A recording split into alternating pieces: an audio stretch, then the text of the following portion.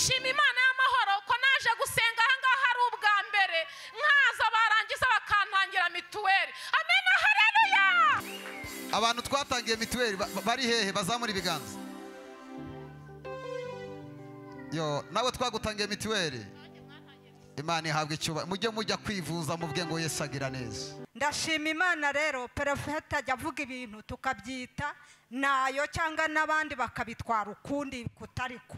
Njya mbyumva byinshi babitwara ukundi kutariko, bakavuga ngo abayashatse amafaranga ngo yo kugira ngo abantu bahamye iby'Imana yakoze. Uyu muntu ntaho muzi, n'ubu naho nturuka ntahazi, buretse ko nahakunze nturuka i Masaka. Nitwa Mujawabera Veneranda, nkaba mfite imbyaro 6, ariko hakaba hariho 5. Ariko ndashima Imana muri ubwo bupfakazi bwanjye ndi kumwe na Yesu. Impamvu ndi kumwe na Yesu, Yesu namubonye ejo bundi ku itariki 12. Profe yampaye abantu bamfata amaboko kuri 12. Abantu 50 bamfasha amaboko. Haleluya. Bankoreye ibintu bikomeye. Ntabwo niguriraga umwenda uhenze cyangwa ngo nambare neza njye mu bandi. Icyo mubona ni iki? Murabona ko banyambitse. Haleluya. Imana nishimwe. Ntabwo tuziheba turi mu nzu y'Imana dukunda Imana. Nukuvuga ngo umuvandimwe aravuze ati iyo mpagaze imbere y'abantu birangora, ariko kuvugira Imana ibyo yakoze nanjye nsanze binkoze ku mutima, nsanga kutabihamya byambera icyaha. Mumfashe tuzamurira Imana icyubahiro. Imana si bayari, Imana iravuga bikaba, yategeka bigakomera. Ibi ndi umugabo wo kubihamya. Abajya bavuga ku mbuga nkoranyambaga ngo Profete n'ibipindagira byo kugira ngo bamuhe amafaranga, barabeshya. Ahubwo bafite nzayimana, nimuyikomereho nzayimana irarya. Nzayimana irarya. Nigeze mpura na Profete ahantu mu Miduha bita kwa Profete Joshua, ambwira amagambo aranyubaka. Amagambo yanyubatse yarasohoye, nanjye ndi mu bashima Imana cyane. Yarambwiye ati nari ngiye mu buzima bwo kurera abana 4 nta mugabo ngira, kandi nkodesha nabaga mu nzu 15,000. Namwe mwumve kurya urera abana 4 i Kigali kuntu babigoye, kandi uri umwe nta mugabo. Arambwira ati Imana irambwiye ngo irakugaburiye, ugaburiye n'abandi. Nkibaza inzira bizacamo nkumva biragoranye, sinzabishobora. Nari mfite ikigeragezo, umuvandimwe nagiraga n'umubyeyi baranyanze kuko ndi umukene, barampaye akato. Ati Imana irambwiye ngo n'abagutaye irabagaruye, nimunzamurira icyubahiro. Umubyeyi arampamagara akambwira ngo mwana wa waramutse. Ubwo rero Imana ukorera niyubahwe, kandi abari kuri nzayimana nimuyihe icyubahiro. Bwana Yesu asifiwe. Asifiwe Yesu. Katuramburira Imana amaboko yacu tuyihe icyubahiro. Icyubahiro ni cyawe Mana. Nawe utashimye Imana yiramburira amaboko yibwire ngo Mana ndaguhaye icyubahiro. Mana ndaguhaye icyubahiro, uragikwiye. Haleluya. Haleluya. Haleluya. Mutabazi nawe turakwakiriye, haguruka usuhuze iteraniro ry'abera. Amen. Imana iguha umugisha. Ndabasuje mu izina rya Yesu. Ejo twari kumwe kuri live. Ari abantu ejo twari turi kumwe live. Niba bahari bazamura ibiganza byabo. Imana ibaha umugisha. Asante. Kadusome ijambo ry'Imana. Ikintu kiba cyatozanye nyamukuru ni ukwiga ijambo ry'Imana. Hanyuma twarangiza tukagira gute? Tugasenga. Bwira uwo muntu muri kuba ngo wihangane ntutahane igisirimba, aho gutahane ubutunzi bw'Imana muri wowe. Siko bimeze. Hari abantu bataha ukamubwira uti ni iki bigisha? Ati nafashijwe byara umuriro. Byagenze ute? Ngumva ngo ntacyo mfite cyo kuvuga ngo ibyo nabonye ni igitangaza. Bwira uwo muntu muri ko ngo ihangane uza kugira ikintu cura. Hanyuma tugiye gusoma Zaburi 124. Zaburi 124. Abakecuru bari hano nababonye bafite n'imvi. Tate Yesu ashimwe. Wakoze kuza mu nzu y'Imana. Reka dusaba abakecuru n'abasaza bahaguruke bapepera iteraniro ry'abera aho bari. Abantu bakuze mwaje gusenga Imana, Imana ibaha umugisha. mbega ntitwakomera Imana amashyi mwiyicarira Imana ibaha umugisha. Asante papa, nta kintu kiryoha nko gusazira mu nzu y'Imana. Hanyuma abakiri bato niba mwegeranye mubwire ngo ntuzave imbere y'Imana hari amahoro. Niba wicaranye n'umuntu ukiri muto umubwire ngo ntuzave imbere y'Imana, imbere y'Imana niho haboneka amahoro. Haleluya.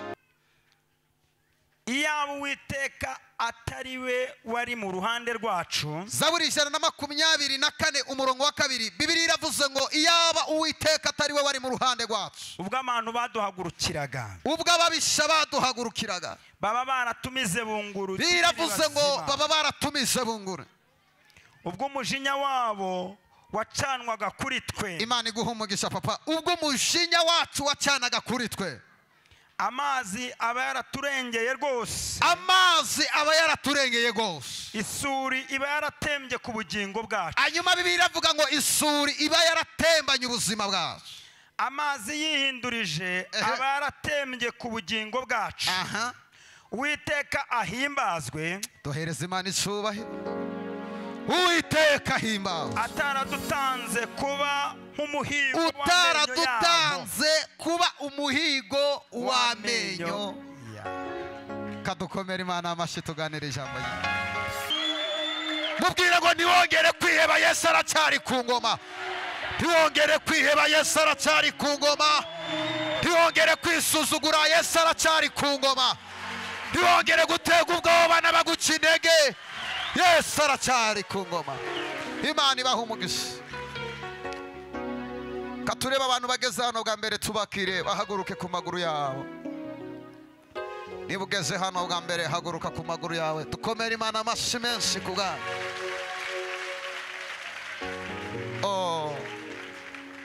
Mwaje gusenga. Hari umuntu wavuze ngo yaturutse Marawarihe. Imana iguha umugisha, wakoze kuza mu nzu y'Imana. Imana iguha icyo ukeneye. Kadukomera Imana amashyi ku bwa mushiki wacu guturuka Marawi kaza gushaka Imana. Uyu munsi uratahana Imana. Abashitsi turabakiriye mu nzu y'Imana. Hano dukunda umwuka wera. Niba uri n'umukozi w'Imana, icyo Imana ikubwira uze kukivuga, kubera ko Imana yacu ntabwo igira limiti. Dukunda abanyamasengesho. Turirimbane ijuru uwizera azabona ayo masezerano. Ujya ukora nk'Aburahamu, ubura amaso yawe. Haleluya. Bari yegeri wizeye amasezerano ye. Isi we Imana ishimwe. Ijuru rikabaho, uwizera azabona ayo masezerano. Isi we ijuru rikabaho, uwizera azabona ayo masezerano. Nubwo turushwa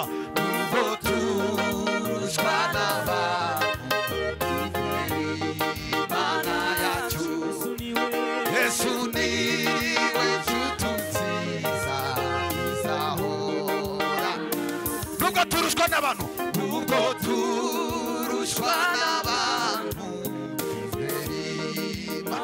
Yesu niwe nshuti nziza, Yesu niwe nshuti nziza. Isi we Imana ishimwe. Ijuru rikabaho, uwizera azabona ayo masezerano. Isi we Imana ishimwe. Ijuru rikabaho,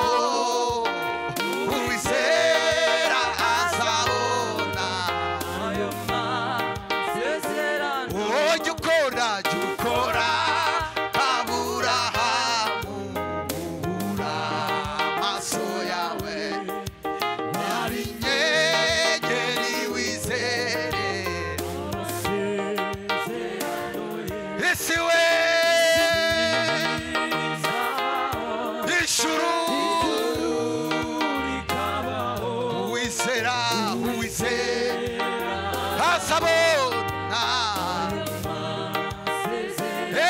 isi we isi ntibizavaho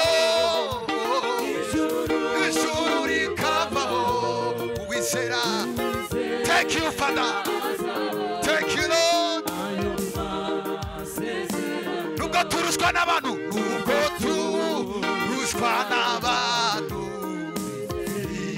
Imana yacu Yesu niwe nshuti nziza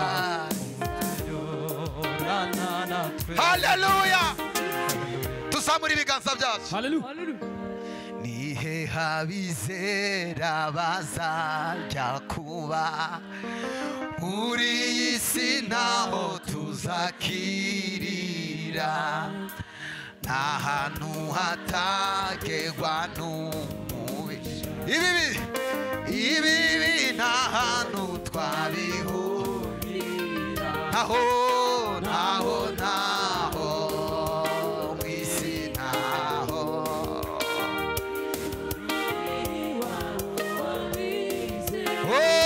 naho Imana ishimwe Imana ishimwe